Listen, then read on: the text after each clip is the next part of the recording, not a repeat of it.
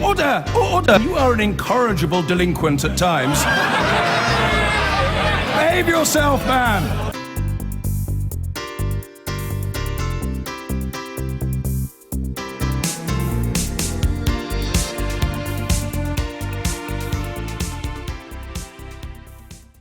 Now then, with politicians in the business world still grappling with the outcome of the EU referendum, it's little wonder that Brexit will dominate the Trade Union Congress, which starts today in Brighton.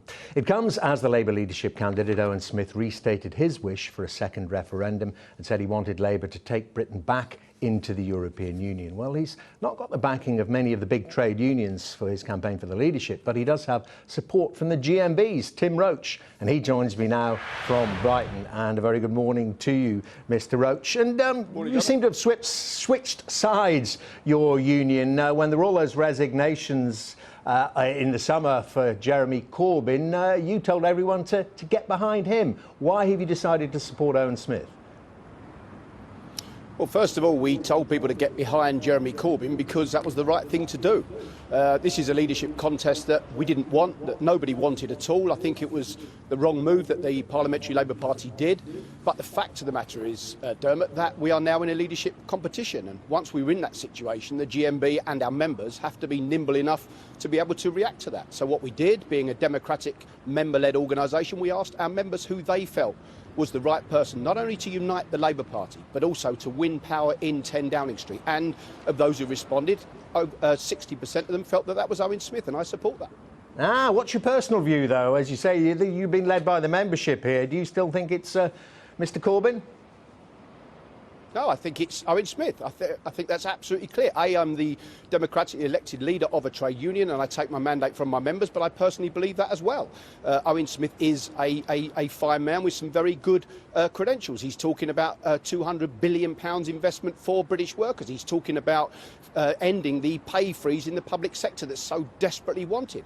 You know, these are policies that people unite behind, and it's no good us being a protest party. We need to hold this government to account in opposition, but also with a firm eye on actually winning power and getting ourselves into 10 Downing Street and changing policies for working people. But Mr. Roach, I mean, everything you said there about Owen Smith's policies, Mr. Corbyn agrees with. He said that as well. Is the difference then, you think, just that Owen Smith will be more palatable to a wider electorate? Yes, I think so. I think that's absolutely right, and that's exactly what the GMB members feel as well. As I've said, you know, we've seen with Jeremy Corbyn, he's introduced policies in the Labour Party that were so desperately needed. That happened 10 months or so ago, and it was, you know, if any of the other candidates, I think, had won at that time, Labour would have continued to die by the 1,000 deaths that they were dying from, and people deserting Labour in their droves. And as I said, we didn't want this Labour leadership competition. But the fact of the matter is that once Angela Eagle declared, then we were in a competition. And that's when the GMB had to respond. And we did so by asking our members. And as a union, have you put any money into Mr. Smith's campaign? We will be doing, yes, of course we will. That's exactly what we're supposed to be doing. The GMB has a political and a campaigning fund, and if our members say that we should support a campaign, then we put resources to it. It's not a matter of giving them a blank cheque or huge sums of money. What we're really doing is working alongside Owen on the campaign trail in terms of contacting Labour Party members and encouraging them to vote for Owen Smith.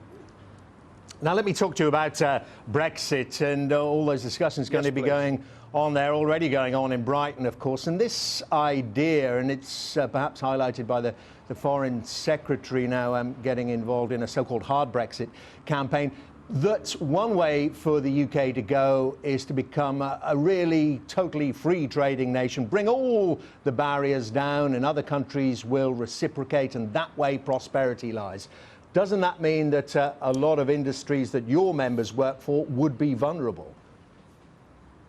I think it does. I think that's exactly what it means. And that's why we're saying, as trade unions, and this will be the key debate this week at the Trade Union Congress here in Brighton, that the Conservative Party wanted the trade unions on board to advocate a Remain.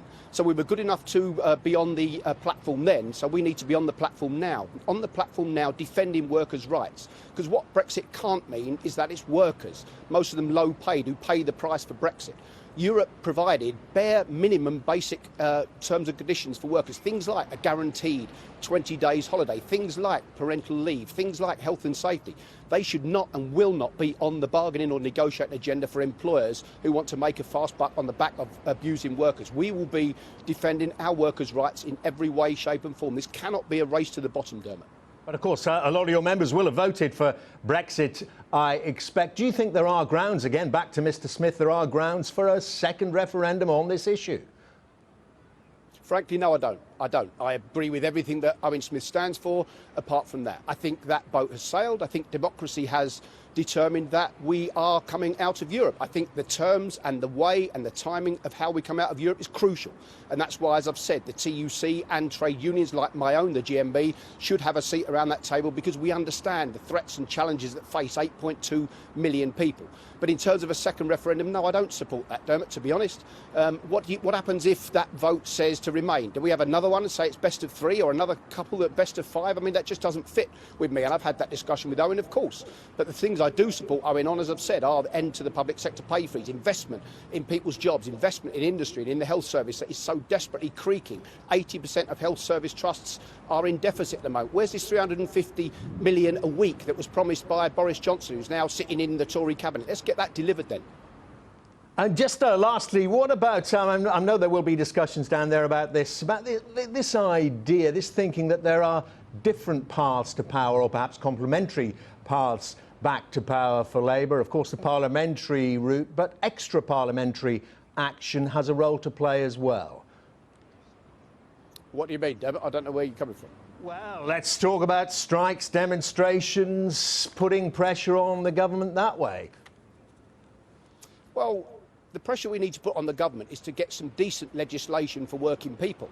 We need changes in laws. We need absolute bare minimums, things like the 20 days guaranteed holiday and parental leave and all the stuff that Europe did provide us, but it doesn't any longer. That should be a matter of given in a 21st century country as wealthy as the UK. We're talking about pay inequality here as well, Dermot. The TUC are launching a report this week about pay inequality that shows one chief executive earns the average wage in 45 minutes that our members earn in a year. That's scandalous. How is it in 21st century Tory Britain, 2016, the top 100 people with wealth have the combined wealth of the bottom 19 million. That inequality is disgusting and it has to be addressed. And frankly, it's not wealth that's trickling down, it's poverty that's trickling up. They're the challenges we're setting for this government, but we need to be in government as well. And that's what the issue is about in terms of uniting the Labour Party, getting behind whoever wins, the democratically elected leader, and then we get on with challenging, holding these Tories to account. We've seen only this week the business minister having a go at businesses. We've seen the health secretary having a go at doctors. We've seen the foreign secretary who doesn't like foreigners. That's the disarray that this government's in, and we need to hold them to account. OK, good talking to you, Mr Roach. Thank you very much indeed for your time. Tim Roach there, General Secretary of the GMB in Brighton.